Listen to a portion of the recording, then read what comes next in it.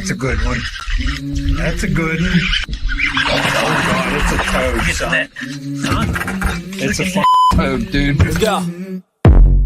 I wake up to a little bit of drool on my pillow, feel like it's gonna be a bad day.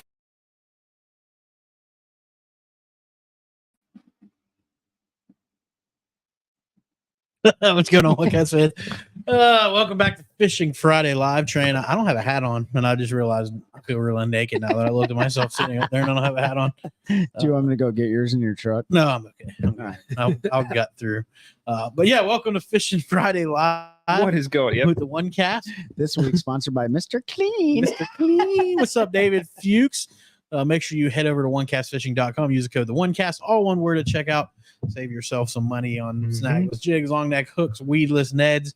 When you're done there, check out our friends over at CarolinaWatersNC.com. Code the OneCast, all one word. Save 20% off. Get you some of that UPF gear because it is hot, it is sunny, it is summertime all over the country. When you're done there, you got to get your Hobie eyewear. If you didn't get in on it yesterday, I feel sorry for you. We posted on all the socials. It was National Sunglasses Day, so it was 50%. Buy one, get one 50% off. And then our code also worked, so you got 20% or 15% off your first pair, and then that 50% off. So basically, you got one pair for 75% off. Yeah, Ben's rocking those. Those are the casual. They float in salt water too. They float in the ocean. Yeah, I had to test it out. Where did you test those out at?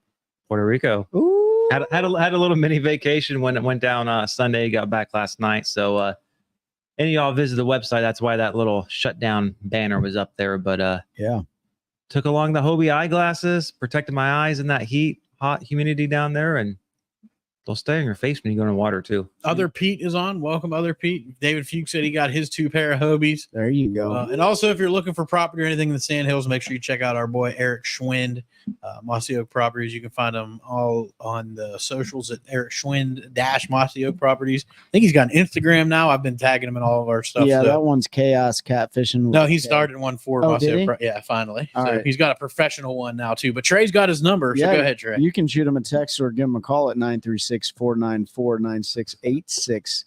And Pete is in the hunt for some property right now, so I know that he's talking to Eric consistently. But let's go back to the heat, dude. It's hot. It is absolutely draining me. Pete's really mad.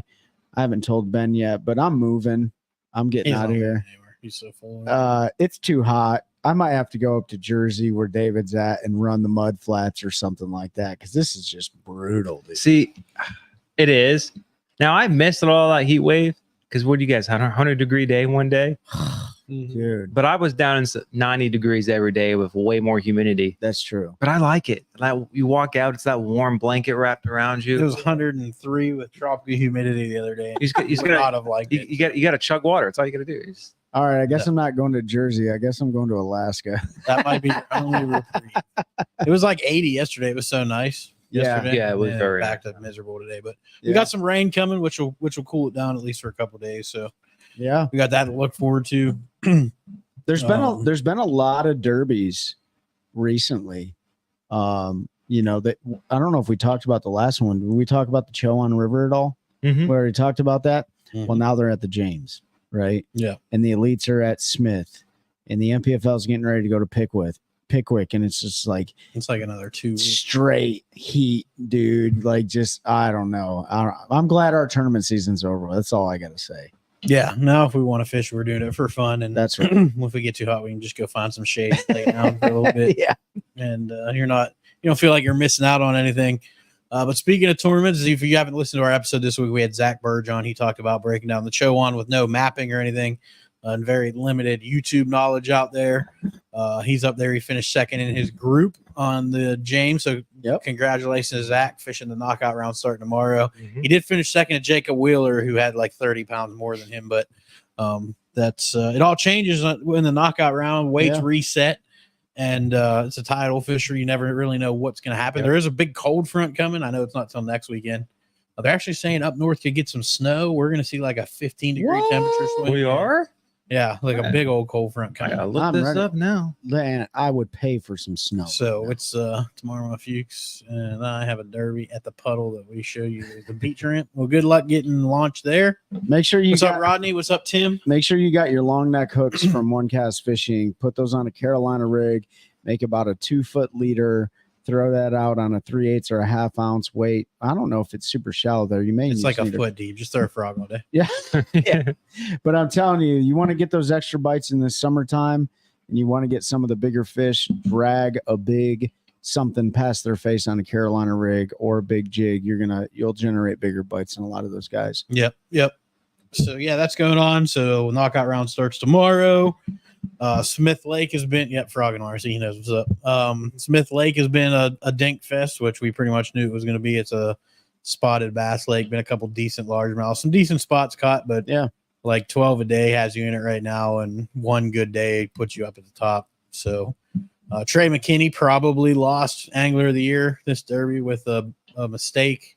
I don't know why he made the mistake. I don't know if he just had poor time management or if he had a mechanical problem, but he was 7 minutes late to weigh in, cost him 7 pounds, which he would have been in second today had he weighed his fish.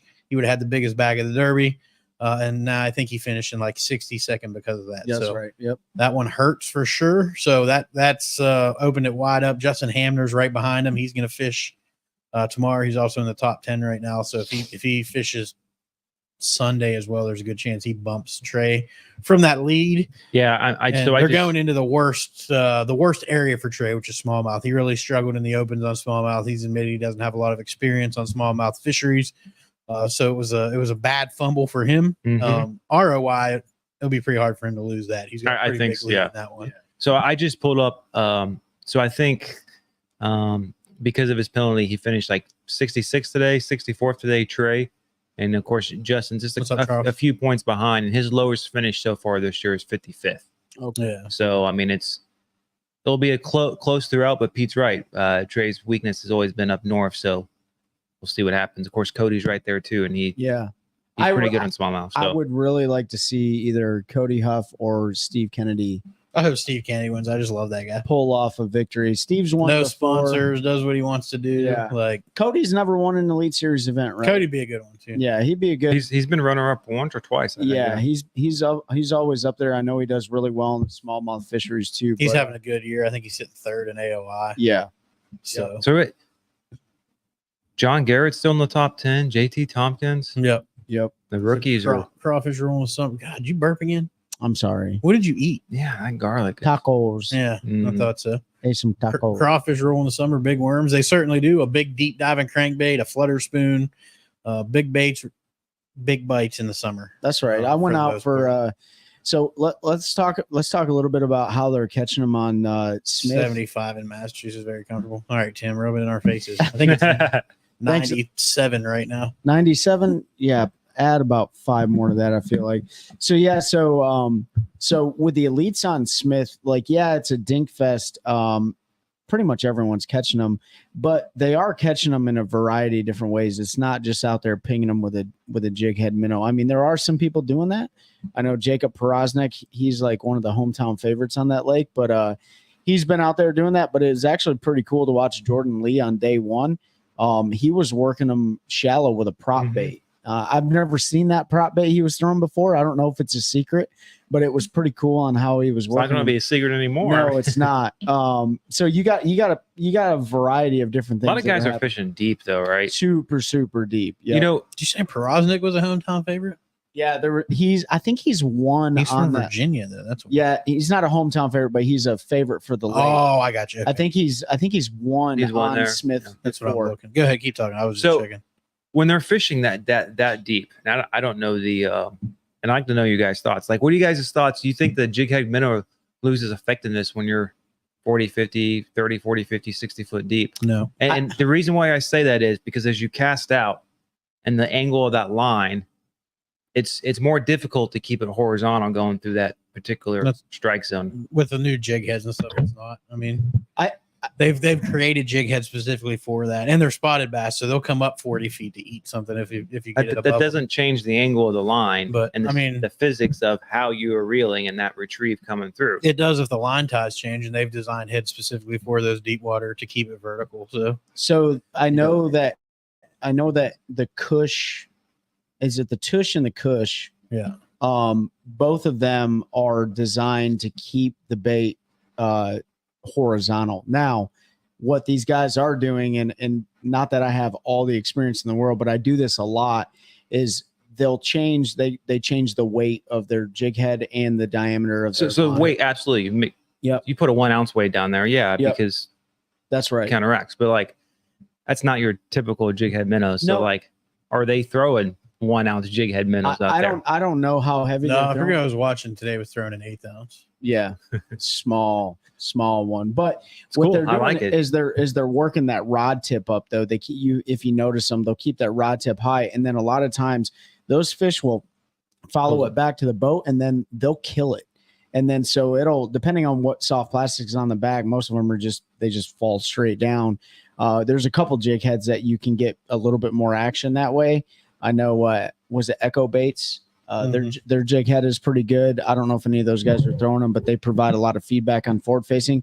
But if you kill it a lot of times, like that whole school will come up, and then as soon as it falls down, they'll start fighting over it like crazy, and then you'll usually catch one. So a lot of the guys are catching them right underneath the boat too. They're also not throwing to fish typically in that depth. They're literally vertically fishing for them because they're not affected by the boat or the sonar. Yeah, when they're in 6 feet of water. I guess I don't consider.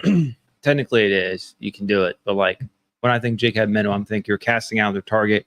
You're kind of reeling it over the top, beside it, and all. Whereas vertical, it's a little bit.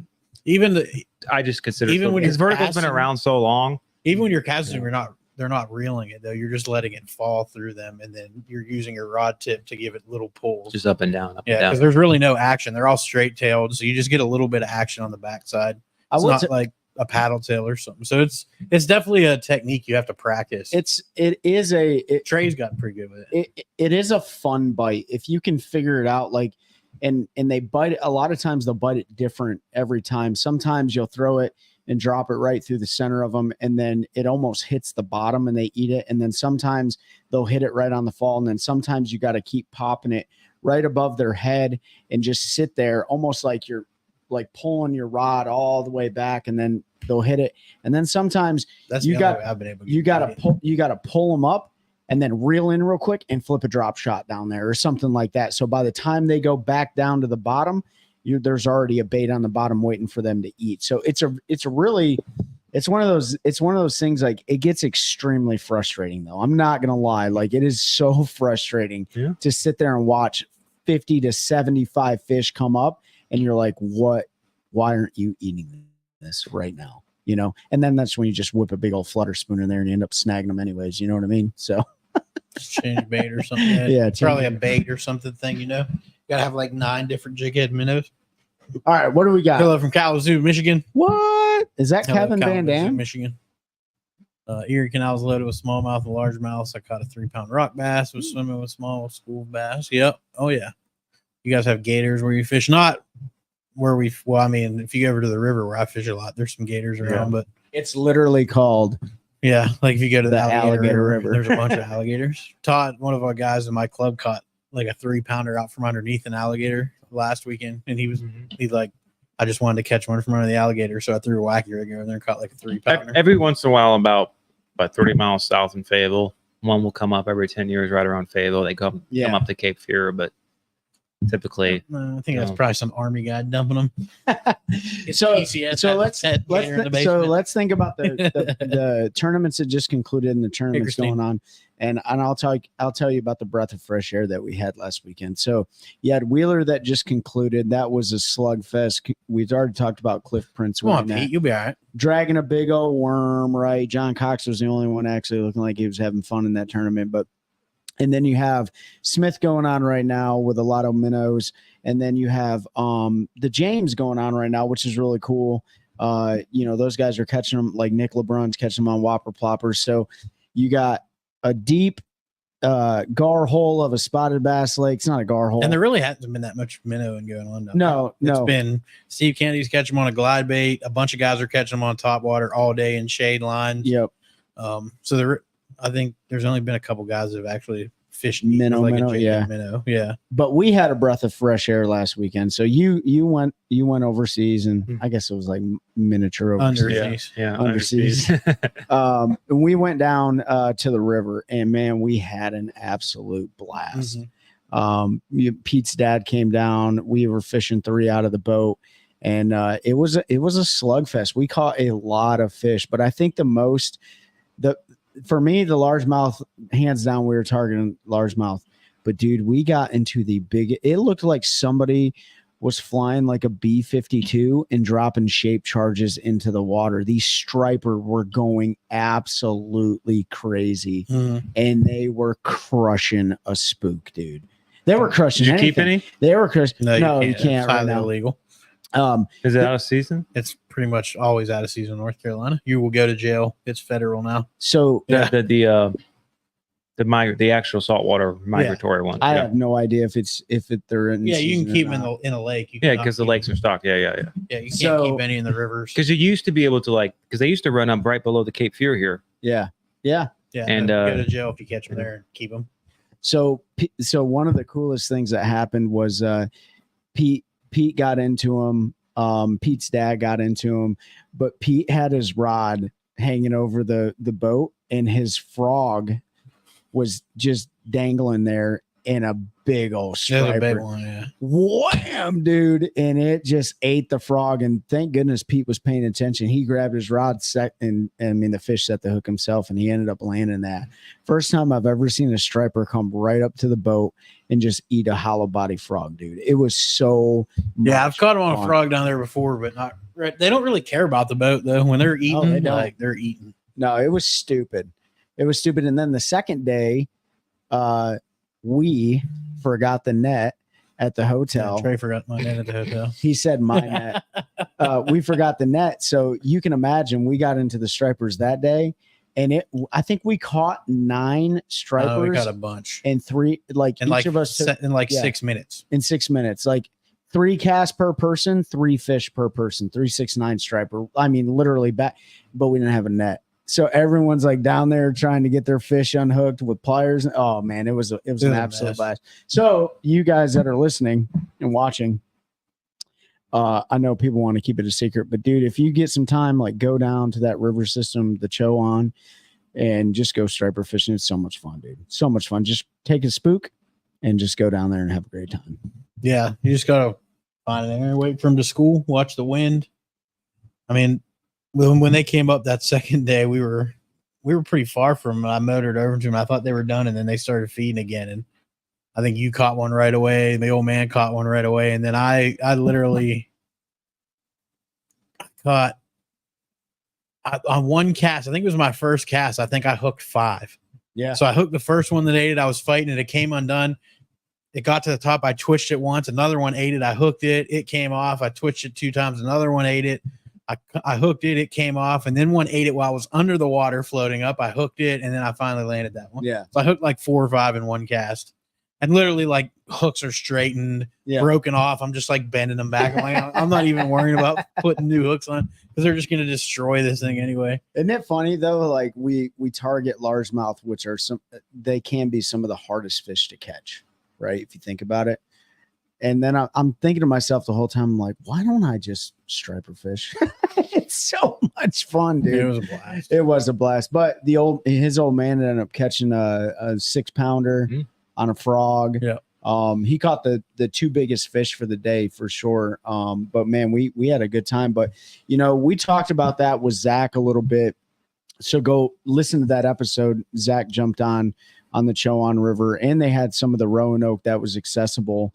But not everybody was catching them in that BPT tournament, and that place everything looks good in it, and it can get very discouraging very quickly because you have to cover water until you get bit, and then you have to take that trolling motor from 7 to 3, and you have to start picking targets apart because these fish act just like Florida fish, man. They do. They are Florida strain bass. You just got to find that stretch. I mean, Right. we ran up and fished an area and we fished down, and I caught one on the very first flip.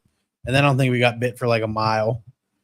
And they kept, like, my dad was like, "Where are we still fishing?" I'm like, "As soon as we flip to the other side, we're going to whack them." I'm like, "I'm just keeping this side honest." And we flipped over to the other side of the river and we smashed them the whole rest of the way out of there. It's just little things like that. Like, I knew the other side was going to be better because of the sun position, because of wind. You know, it was the bank that had sunshine all day. Like, everything was made sense for that to be the better bank. But you got to keep them both honest, because sometimes the one you don't think is going to be good is where the bigger fish are. Yeah. But yeah, I mean, I don't know. I bet we caught 100 fish every day, something like that. Not a lot of big ones, but fun. It was just a blast. Well, we just started catching them on everything. Like everything. Flip, your plastic would be gone. You just grab a different color. It didn't matter. Like they were just, if you got it in there, they would eat it. So it made it super fun. I think the only one we didn't catch one on was a buzzbait. We had them blow up on buzzbait. We didn't catch them, and the chatterbait. But we didn't really throw it though.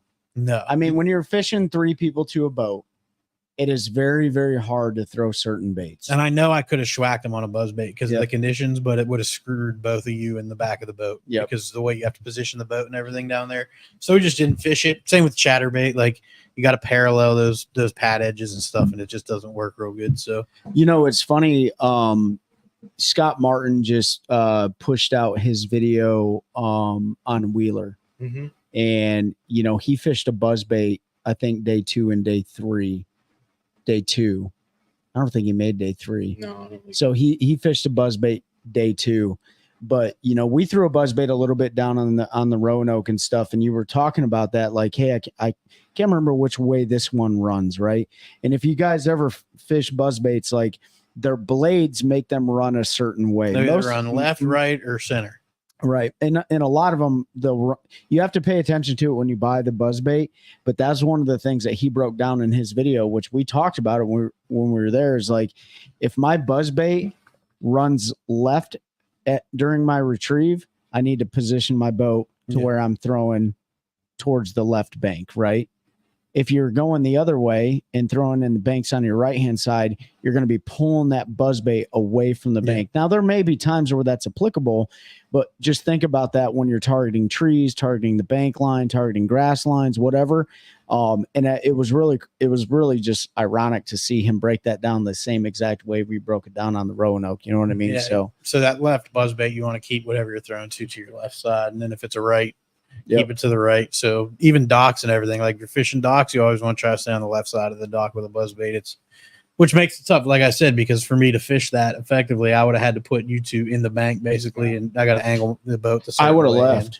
It would have been a complete and total waste of everybody's time. Yeah, we made some long runs, really long runs, just for the heck of it. Oh yeah, fished some new water. Like, it was a good time. We caught lots of fish. Would have won my club derby the second day. Yeah, we had a really good day that day, and it was fun, man. I'm looking forward to going. My nephew's coming down. He's never fished it, coming down in a couple weeks, so we'll go back over for a long weekend and try to schwack him again. July can be a little bit tougher, but honestly, as long as there's some wind, like, that flipping bite never goes away down there. Ben, when did you say that who was it, you that said, like, the water starts evening out at some point in the summer, and then the fish can move back into the shallows? Or maybe I said that. I don't know. Oh, that was like with the thermocline.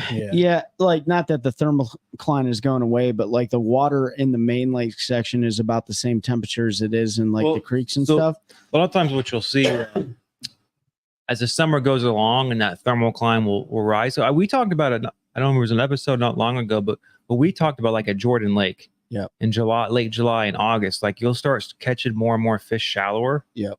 And that's because that thermocline comes up. Yep. And so there's those fish get pushed shallower, and so then naturally there's just less.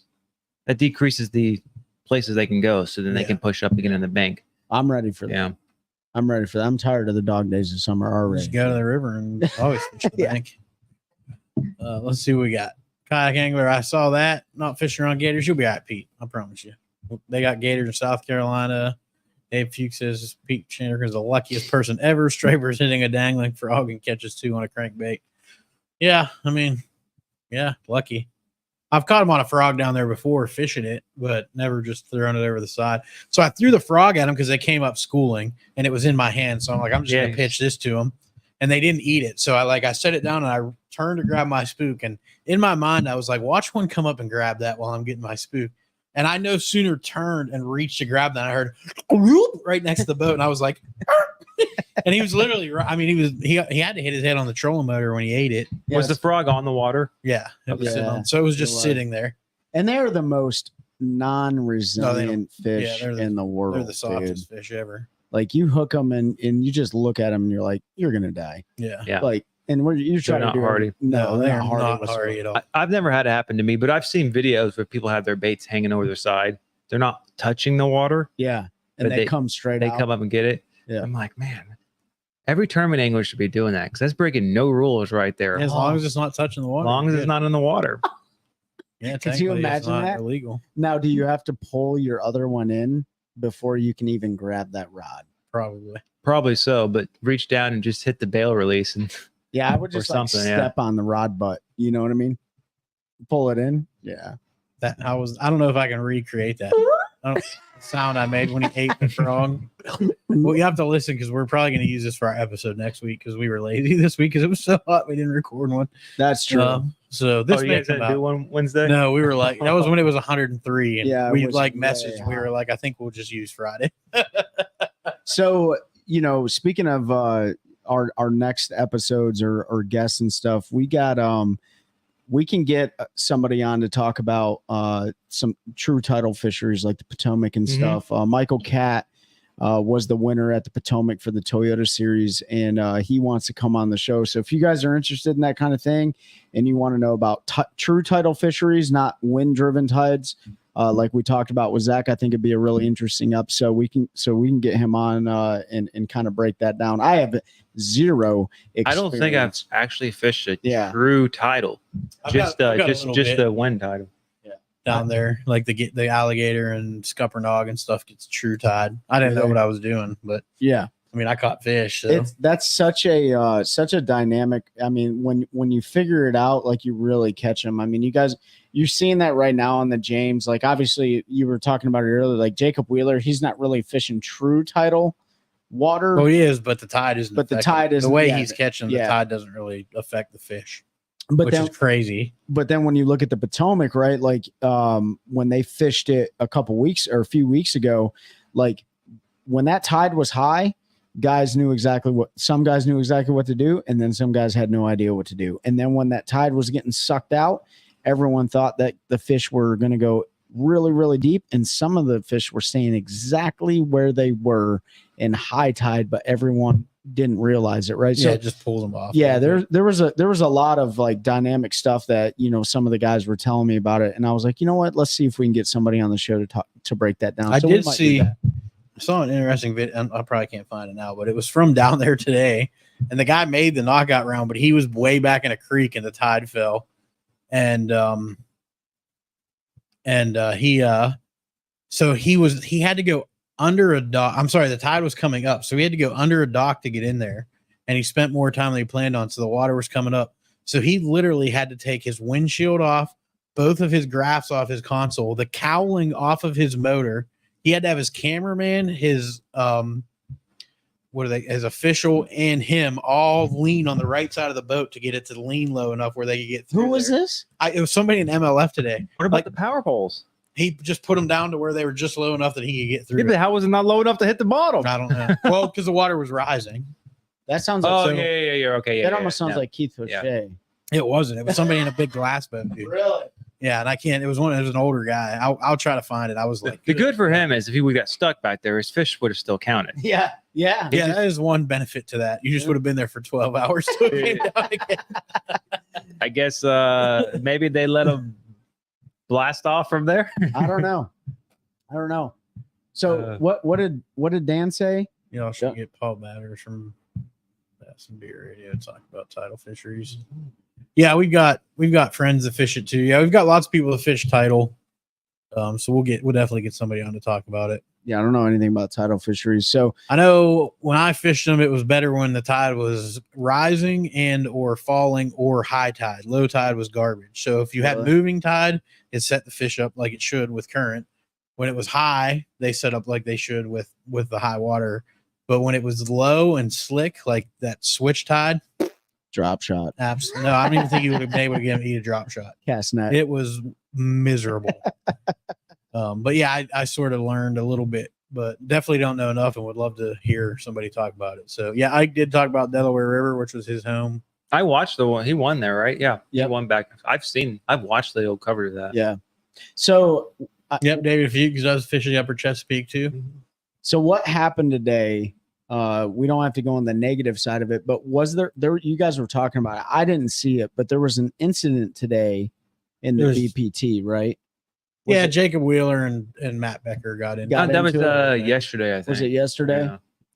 Yeah, and that's just one of those things, like, long story short, somebody pulls up in someone else's hole that they've been fishing. Yeah, that's a hard one too, right? So you think about that. Think about let's not talk about the James River. It was Strader. That's right, Tyler. That's exactly who it was. They had to disassemble his boat to get under. Oh, was it really? Yeah, Wesley Strader. Wesley Strader. But think about that, right? So how many of you guys have been out there fishing or practicing for something, and you go back to it and there's someone else sitting on it, right? That one is a hard one because, like, with what happened with Wheeler and Becker, that one's a little bit different because, like, Becker literally saw him catching fish there. Yeah, I was going to say there's different circumstances. But had Wheeler never seen Becker and Becker never seen Wheeler, and then Wheeler straight said he wouldn't have said a word to him if that was the case. Right. How many times do people think that people are like sharking them on their holes, when in reality, like, most of the time we end up just finding the same. There's a few times you can tell, like Jordan Lee and Heavy Hitters knew that what's his name moved in on that mat because he was the only one there. Yeah. Dominated the competition on a frog, and then all of a sudden another guy shows up day 2 doing the same thing you're doing. Who was it? I don't remember who he got into it with. It was somebody. And then, so in Wheeler's case, he said he saw me fishing it, saw me catch 20 fish off of it. And then when I came back, he was sitting on it. So yeah, a little bit different there. Like he can make the argument that he had found it in practice, but like if Trey and I are fishing against each other and we both find something, right? And Trey's fishing it and I see Trey fishing it and I'm like, damn, he beat me there. Mm-hmm. Even though I found it and didn't know it was there just because Trey was there, I'm not going to go fish it because I know, all right, he beat me there. He's catching fish on it. Like, there is some, I don't want to say it's etiquette, but there's some courtesy there, right? Like, I'm going to let you have that. Yeah. We both found it in practice. And that's why it's important. Like, and we did it this year with Fishers and Men. Like, people we knew were like, hey, this is what we found. And they're like, yeah, we found something similar. Yeah. Where are you going to start? Right. That's right. It's like, just give me the creek, the area. Tell me where you're going to start. That way I know we're not running to the same place. So we can go to one of our other areas where we had success. But I don't want to race you or get there before you and have you coming in there. Like, we can work together and make it. And luckily this year we all found stuff that was a little bit different. Yeah. And we didn't run into that, but it's good to communicate that stuff. Just be like, hey, I plan on starting on this part of the lake. Where are you starting? And when they're like that part, then you're like, okay, well, where? Like, these docks are like, and they're like, no, this, and it's like, okay. Then you start getting, then you start to get a little more specific and trial out in because you don't want to be on top of your buddies. And then there's other ones where it's schools and it's like, just tie your boat to mine. That's right. We'll all catch them. But Zaldane, Zaldane's was a whole different thing. Like, he was already fishing that point. One side of it, and that local rolled in there, and what happened? They got with into a disagreement. He was fishing a point at Murray. A local guy came in and was fishing the other side of the point.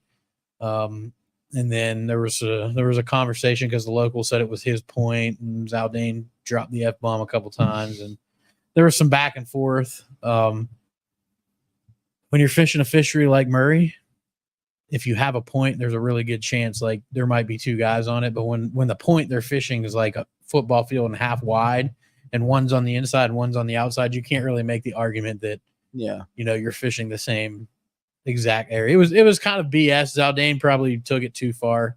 I'm not the biggest Chris fan. That's just me personally. I think he's a heck of an angler. He's done it his own way his whole career, but sometimes those situations I don't think he handles the best. And I guess there's not really a great way though, right?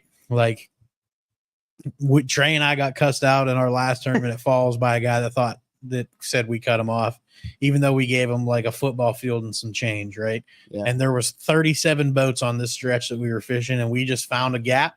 We were like, well, there's a gap between those two. There's at least 100 yards on both sides. We're setting her in there.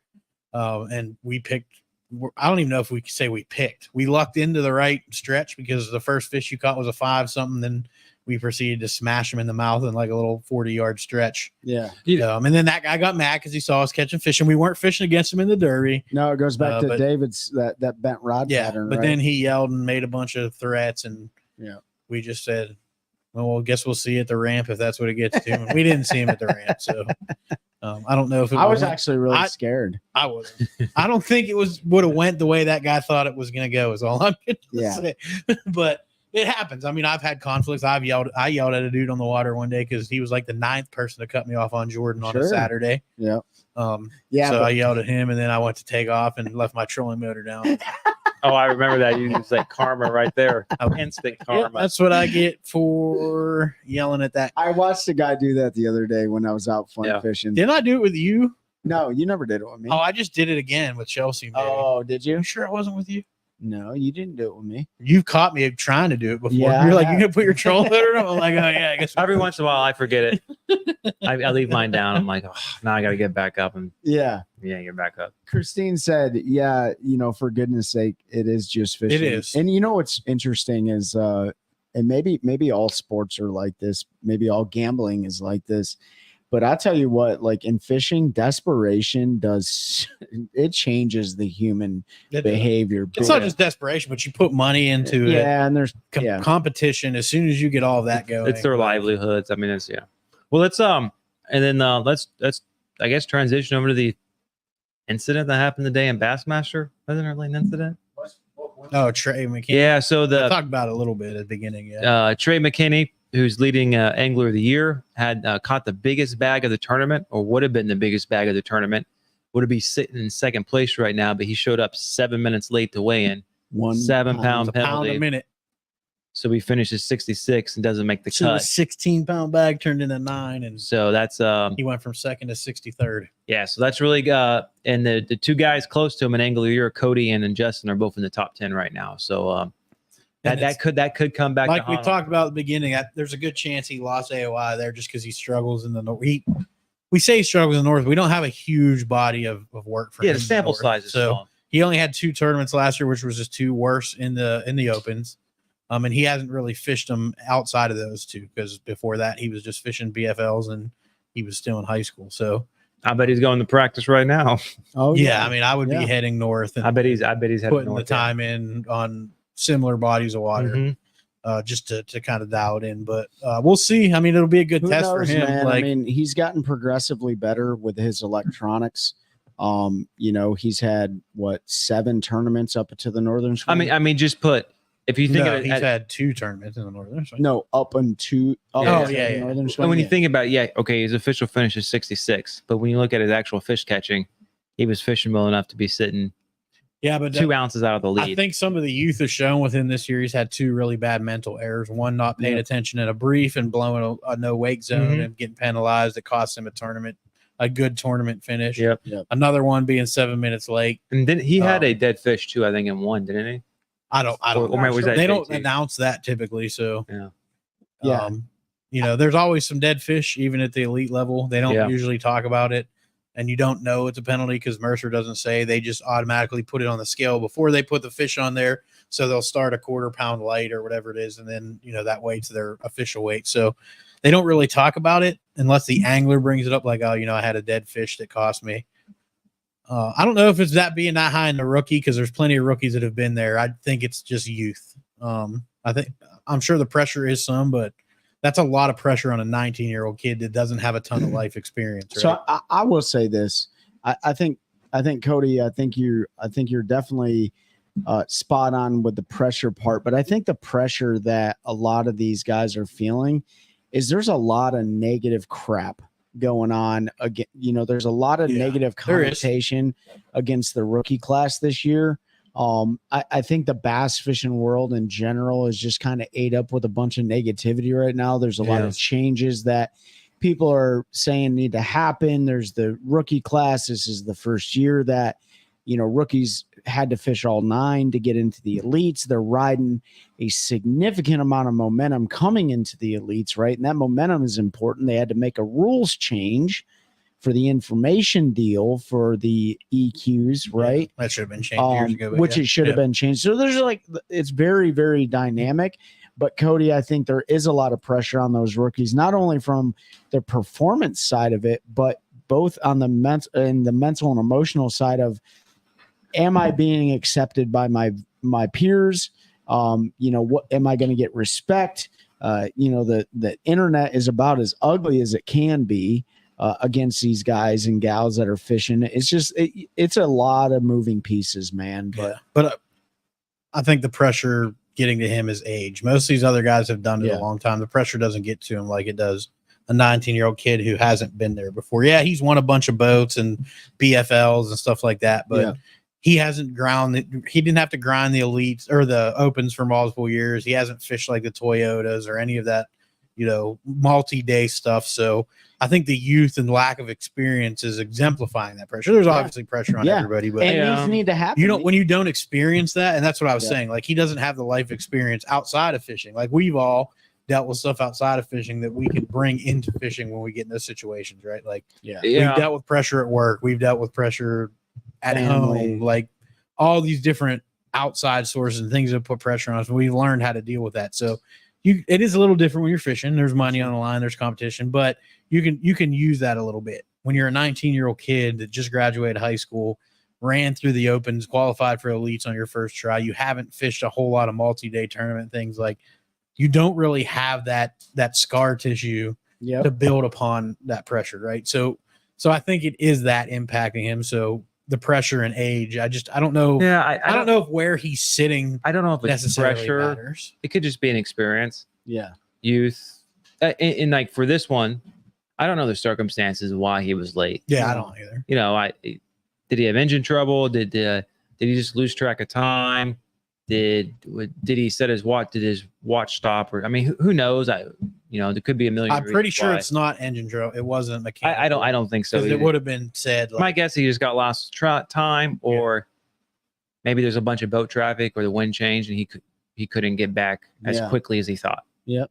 Who knows? I do think it's pressure though, because you see John Cruz make a fish calling mistake last year. Pressure. Lee Livesey's done it like 50 times, blamed it on the pressure. Like, not 50, but he has done it several times. There's other guys. Paulie Nick's done it a couple times. Yeah. So they all feel that pressure, right? Like, pressure to perform for your job, for your family, it's the same as us going to work if we're struggling or whatever. Like, I don't know if it's a lack of experience as much, but I'm sure that feeds into it. Like I said, the age, like, he doesn't have anything to lean back on and say, well, this has happened before. How do I deal with it? This is what I guess. I guess what I was trying to get across, I don't think it's pressure like getting to him like, it's going to crush him. It's like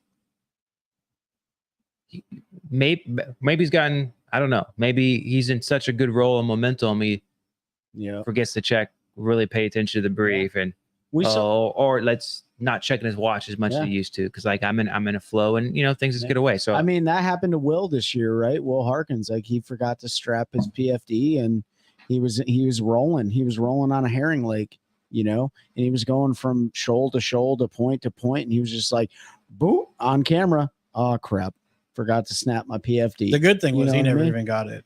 He just put it in gear and it wasn't snapped instantly. It was they're the same. Yeah. But I think that scar tissue is absolutely, and it's going to be good. It's going to be good for him. Oh yeah, you got to have those experiences to build on. And he's also, as the years gone on, Trey's finishes have gotten worse and worse. He's struggled here the last couple of tournaments. He still had good finishes, but not like he came in the beginning of the year where he was just firing and. Fish wise, he was sitting 2 ounces out of the lead. Yeah. Like, he was 2 ounces from the lead. But again, like, I don't take this lake to mean anything. I'm sorry, because I can go out and catch 7 pounds and then just have one good day and I'm sitting in second place. Well, it doesn't necessarily mean you figured anything out. You just ran into the right couple. Maybe fish. Like day one, he did not do well.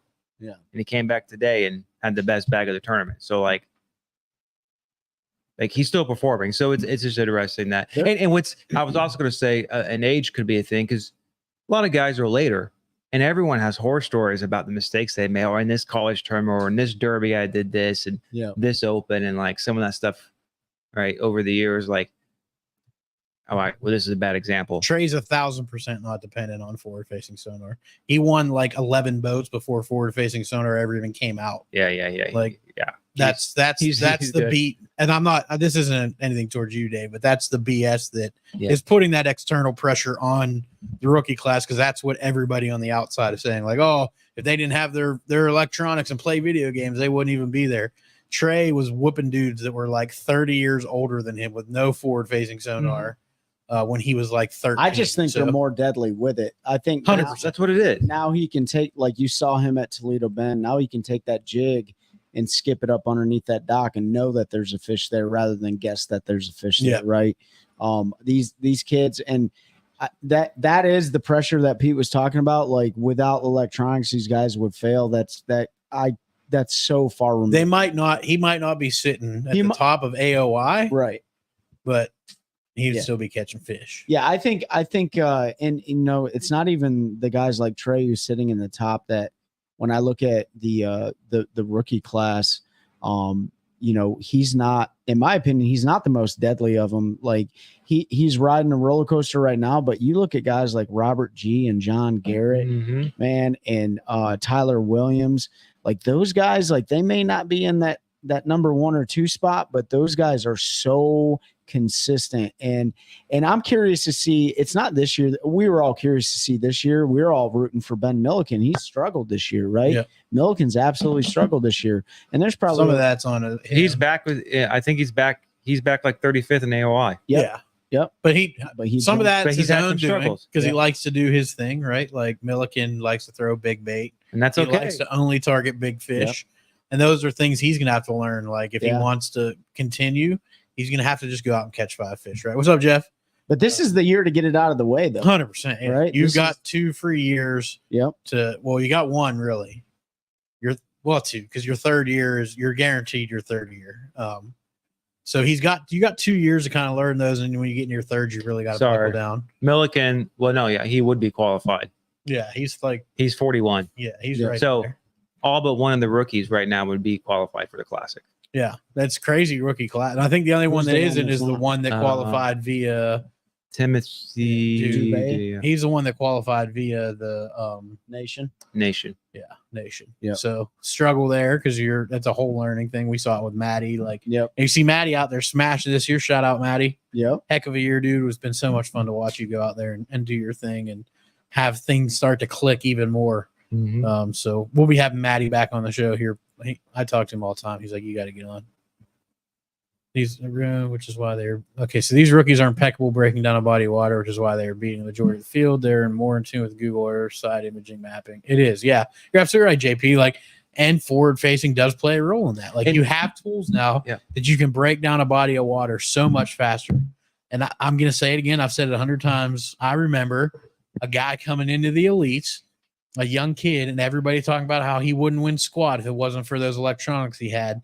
And now everybody says that dude's the GOAT, and that was KVD. Everybody talked so much crap about KVD when he came in and was doing so well. That side imaging. But he figured out how to use that side imaging. He was finding those hard spots offshore in grass, burning spinner baits, jerk bait. Like he figured out stuff crankbait, stuff that other guys didn't do. Yeah. And he was utilizing the electronics that were available at the time, which was side imaging. And if you listen to the episode of Ike Live when he was on there, he talks about that. Like, I don't know how much success I would have had. He's like, I was able to cut the learning curve because of that. And that's what to JP's point, breaking down body water. That's what all these seasoned vets are complaining about because they're like, well, they haven't put their time in. There's no way they can figure this out. Like, we had to do it for 40 years to figure out these whole, like, no, they just know how to use the electronics. Yeah, they're more efficient. And the old guys don't have an excuse. Like Trey specifically, what's he, 20? 19.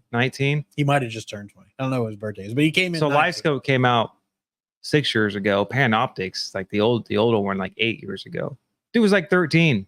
Yeah, was he 11? Yeah. He won his first bet when he was 13. He wasn't even And born. so like these some of these pros, like, I mean, right?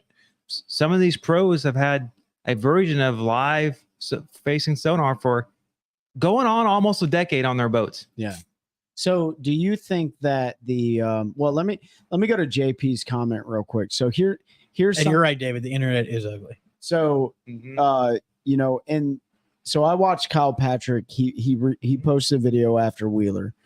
He absolutely did not do as well as he wanted to do on Wheeler, right? But you know what he did the day after the tournament was over, after Championship Sunday? He probably went to work. He went back out on Wheeler and he said, I'm from the North. They don't school in the North like they school on a TVA system. I need to learn how to use my side. I need to know what fish just look like on my side scan in a school on a TVA system. And that's exactly what he did. He went out there, 5,000 degree Fahrenheit, like went out there and literally rode around in his boat. And he goes, okay, now I know, now I have a mental note of what this looks like for next time I'm on the TVA system or any other fishery that they school. And I've said the same thing this year. Like, I know what fish look like on side scan imaging on certain bodies of water, but there are certain bodies of water. I can't use my lake. I say my lake. I can't use the lake that's closest to me as a reference for any of the other lakes around here, because they're all so very different when it comes to like what fish even look like, right? Some lakes you can get away with using 2D and side scan. Some lakes, based on water clarity and depth and everything else, you got to go to down scan imaging. That is something I never even used because I just didn't like it. Like it was, I started using it this year. And it started really helping me break down what a good stump looks like, what a big brush pile looks like, right? Because usually I can map it out on my 2D sonar. But I found this year, like there were fisheries that I went to that I had to use DSI. Here's a tip I will use. I don't do it all the time, but I will out there, because when you're running all three, side, down, and 2D, sometimes I'll basically keep my 2D on your normal sensitivity. So you pick up, you know, you'll see the tree, the stump, and the fish above it or the side. You'll see the separation. But sometimes if I'm going through like really thick cover like that, I'll turn my sensitivity on my down imaging way down, so you can see the fish itself. So you just see the fish dot instead of all that cover around it. Right. Yep. And so then you can use multiple ways, adjust your settings, and get a better picture how to go. The veterans in the fishing industry right now, whether it's the BPT, the MPF, it does not matter. It can be your club, right? They can't get mad at these young guys. These guys are hungry. They just went through selection processes, I like to call it, right? They qualified, or they just jumped into the club. They're dedicated to learn. Like they have way more agility and endurance. They're healthier, like all of these things, right? Like they could do better than you. And there's no excuse to be pissed off at them when you have 40, 50 years of experience. That just means like you need to rewind and use all of that knowledge, adapt or die, and adapt to it, right? The games change. The days of the shallow water bite being dead have been debunked, right? Like look at John Cox. Look at John Cox. Like he is the one in. Don't even have forward facing on his boat. But John Cox even tells him he'll be honest. He'll be like, I can't win this way though. Like I can compete this way, but I don't think I can win this way. Does he mean tournament or like AOI? Like a tournament, right? Like a 4-day tournament, like most likely. It has to set up perfect. He said after a certain time. Right. Yeah. I think he said like after the first 4 derbies, he is where he doesn't feel like he. Unless they go to Mississippi River and look like Mille Lacs. And body of water plays everything. Like everyone, you know, first 2 events out of the gates this year for the Elite Series were pre-spawn, and they were pinging them with a jig head minnow because they were pre-spawn in deep water. Guys still caught them shallow, but they didn't catch the big ones shallow, right? So you can still catch fish all shallow. Last year was that perfect example of that. Yeah. When Okeechobee and Seminole. Yeah. Or one deep. Yeah. So, I mean, like, there's no excuses. It's just we kind of go back to the negativity. There's no reason to be negative towards these kids. Like, they're the ones that are going to be the future of the sport. I think that's great that you know, we have solidified like this path to success, all these different avenues. I will say there are some tournament organizations out there that really need to really think about what they're doing. This is just my opinion. But when there's a high school BASS championship and there are 450 boats on a body of water, Don't even get me started. Yeah. to me, that's 900 anglers, not including the captains. We need to really think about that. They did. I think they did that last year too. They just I did want it to this say. year too. And they just haven't did made it any this year. changes. I thought they were going to. 2 weeks ago, they had 450 boats on Hartwell. Yeah. Is it the Bassmaster one? Yeah. And kudos to those kids, right? But we have to think about, like, are you making it special, or is it just a participation If trophy? your kid made You know it, what I that's mean? awesome, but it's a participation trophy at this point. Like, Yeah. there's nothing special about 450 teams from 48 states making it. There just Yeah. isn't anything special about it. I just look at it from a safety perspective. I mean, the elites are limited to like 104 or whatever they want to limit to. Everyone else is. And I look at it from competitive perspective.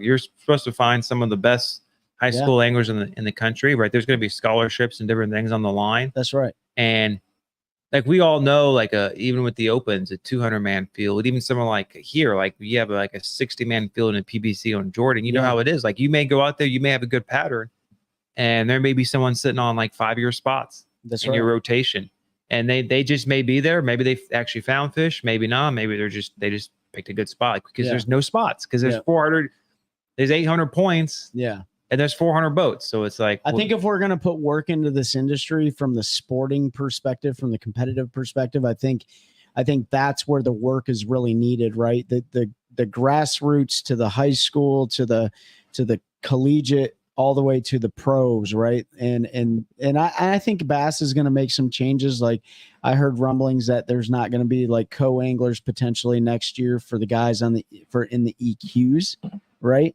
That's kind of weird though. Like you're fishing against guys in the opens that pick. They're not going to fish against the opens, guys. There's going to be it's a separate. They're going to be. I think separate it's going to be tournament. separate. Yeah, I'd like to see. It's not. I don't think it's going to happen because at the end of the day, it's all about money. Yeah. And I want to get somebody on the show to kind of talk. I think we've already had some people on the show, but I think one of our friends had a pretty interesting experience with a co-angler at the last BASS Open on Eufaula. And it went a little sideways. And I won't put the stuff out there right now. We'll save it for another episode, but it's interesting to hear some of the anecdotes that come out of having a co-angler in the back of your boat, especially if you're fishing to qualify for the elites, right? Like if you're fishing to qualify for the elites, but you have somebody in the back of the boat and they're breaking rules and you're having to babysit them, to me, that's a huge disservice to the angler. Yeah. You know what I'm saying, right? Like, and my analogy was this. I'm like, I can't believe that somebody would be in the back of the boat, because that'd be like me walking onto the field here in NC State and saying, I think I'm gonna play football today, guys. Like, no, you're not. You didn't qualify to make it here. Like, yeah, I think I'm gonna. All right, that's enough negative talk. Yeah. I did what I know we're gonna wrap up here in like a couple of minutes, but it would be interesting, from the business perspective side of it. If they had a separate trail for EQ, their entries would probably remain the same. Yeah. But then you have your 9 opens or whatever 6 opens they do from there. They're probably going to lower the entries. Yeah. They're probably going to get a full field to go. All I did was look at the scoreboard, Tony. I won't give that organization one They might second make of a lot my more money. viewer time. So until I watch some replays. Yeah, but that not on their. I only watch replays if they're on somebody else's site, not on the ownership group. So other people get the advertising. Yeah. I don't want. Honestly, I want that to fold and something better to come out of it, because we all know. But now we're in negative. It's probably going that way. So we're gonna do something fun and give our next giveaway here in a minute. Yeah. But box of jigs. no, it's not the jigs, Trey. Come on, man. That's this week is Hobie Eyewear, another pair of Hobie Eyewear. Here's an example of one. Some missile baits and a bunch of 6 cents baits and a whole bunch of baits, because Trey and I have way too many. So we threw a bunch of soft plastics. So you're going to get a bit. I don't know how many packs you're going to get, because I've still got to go through some stuff. Trey's going to go through some stuff, but you're probably going to get 40 packs of soft plastics, if not more. So that'll be interesting to see who wins that. And then a pair of Hobie Eyewears. A pair of Hobie eyewear sunglasses of your choice. We'll get you hooked up with Dylan over there. They'll get you the pair that you want. Tony said the tide went up, wanted the big fish. Wait, the tide went up and wanted the big fish and got stuck over there almost. They had to. Yeah, we just talked about that. Oh, yeah. About was Strader having to take the windshield, the grass, everything off to get underneath the dock. That was pretty interesting. Yes, that was. I've never seen that. So just pick me up. Yeah, just pick me up. Bring the truck somewhere else. Well, it was the one before. Who had to lower their boat? Zach. Yeah. We didn't talk about that in our episode with him because the internet was mad and we didn't want to get into anything negative. So we just didn't talk about it. But yeah, Zach had to take his plug out, which is, I mean, if you go back in history, there's been a lot of that. Old Randy Blockett was one of the first ones to ever do it, to get under a bridge at a tournament and do well. And now, Randy, like, broke the rules or like bent the rules. I don't think it was a rule violation back then. Went in the gray area. Yeah. Oh, it was definitely a gray area. Oh, I thought he rails against that. Gray's not broken rules though. I don't have a windshield. Windshields are for, I don't know, bass boats. I do have a little baby windshield, but if I can't get under it because of the windshield, then we're not getting under it because of the talons and the motor and everything else. So, but yeah, I know there's times where you got to take stuff off your boat. I need to get those tilt brackets. I'm too cheap, honestly. I keep hoping Trey will get them for me for Christmas. He's got to buy a house first. Do we so Hobie, the eyewear, they'll send directly, right? They get the coupon. Yep, and then we'll send whoever wins. Just give us a little bit of time to send it because we got to go through all of our stuff. And pick some good plastics to send your way. Hey, what I don't understand is you can get out of your boat trailer, your boat, and go to another place to fish. But if you get out of your boat in the water to lower it, you're penalized. What's the deal? I don't know. You have to ask Boyd. Maybe he can tell you. Spin the wheel, Pete. Christine's ready to see who won. She can't take the pressure anymore. I got to remember how to do this. So let me click here. We got to do our 2 practice share spins. Screen.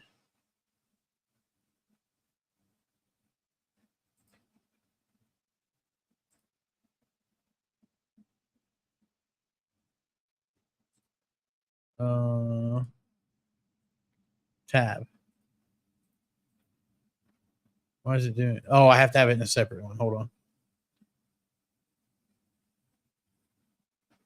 Let me drag this to its own. There we go. Now let's see if it'll work. Give me a second. I don't know why this thing's being difficult today.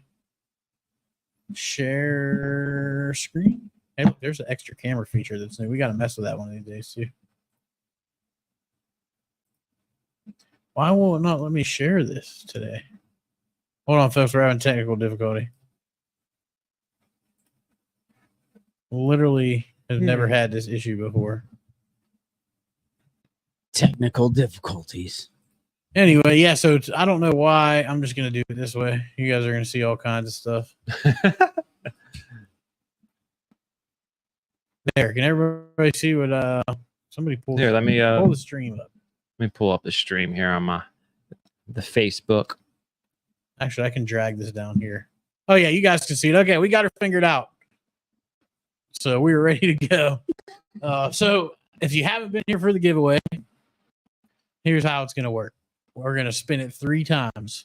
The first 2 spins are practice, just to show that it's not rigged. Hopefully, it does sometimes land on the same name, so hopefully it doesn't do that, because then you'll be like, you lied to us. It should land on a different name every time, but, you know, it is still a game of chance, so it could land on the same. We're going to spin it 2 times. Having a plastic sale, am I in there? I mean, if you want to donate some stuff, Tony, shoot me a DM. No, is he in the wheel? Oh, yeah, you're in the wheel. Yeah. I think you should be. If you reviewed, you'll be in there. So what we're going to do is we're going to spin it twice. Those are practice spins. 3rd time is for all the marbles. So to say, I don't like that it's little on this other screen. It's annoying me. So I'm going to bring it back up here. All right. So here we go. Number 1. Practice spin. All right. For the fake prize. So, Travis. Nope, Andrew Bodine. Just close that so you're still on there. Sabine. Practice spin number 2.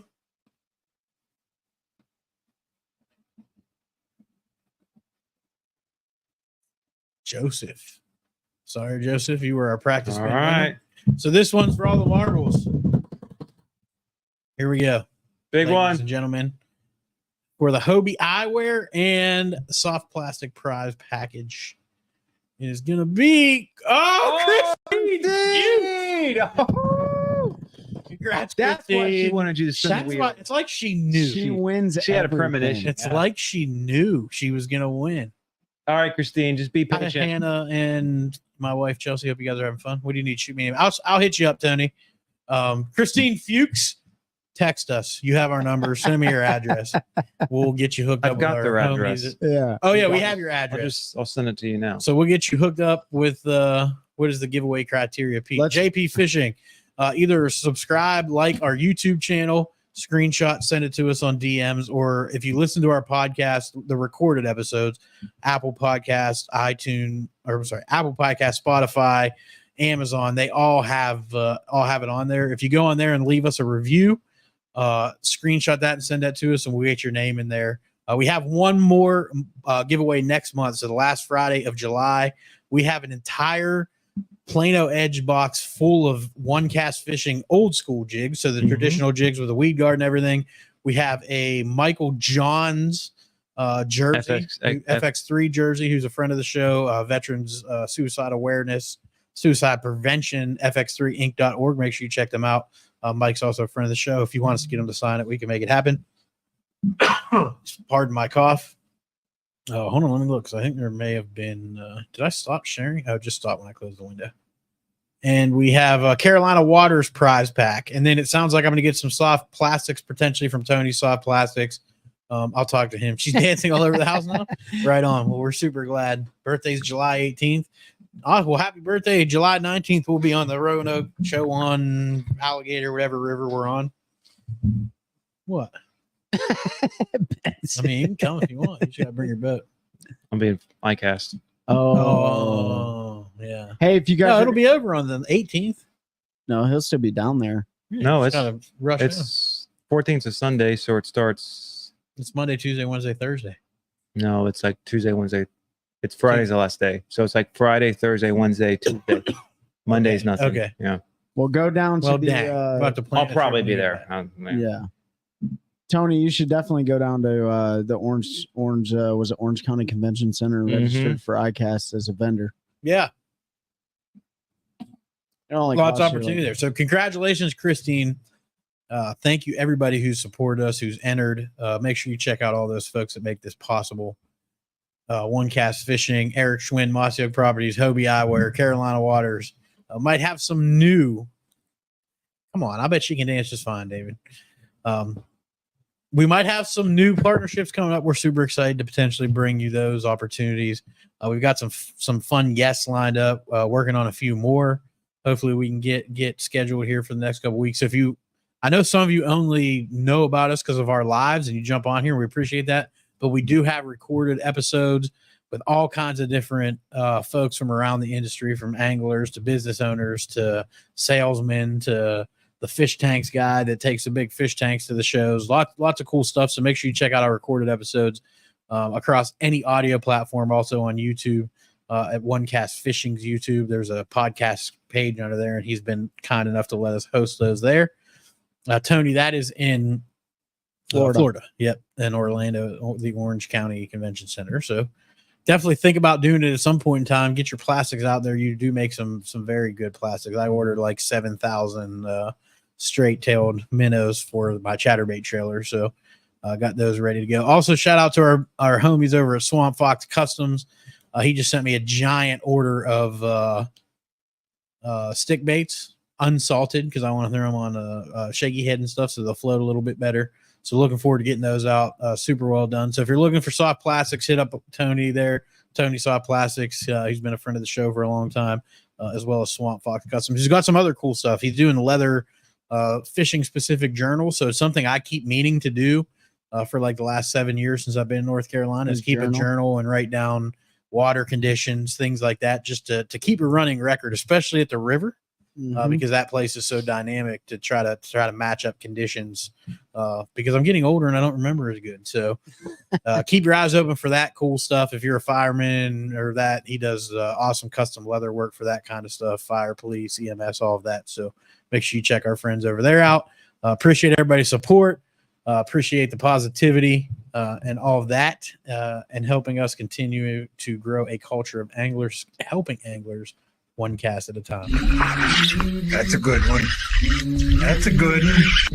Oh God, it's a toad, son. It's a toad, dude. Let's go.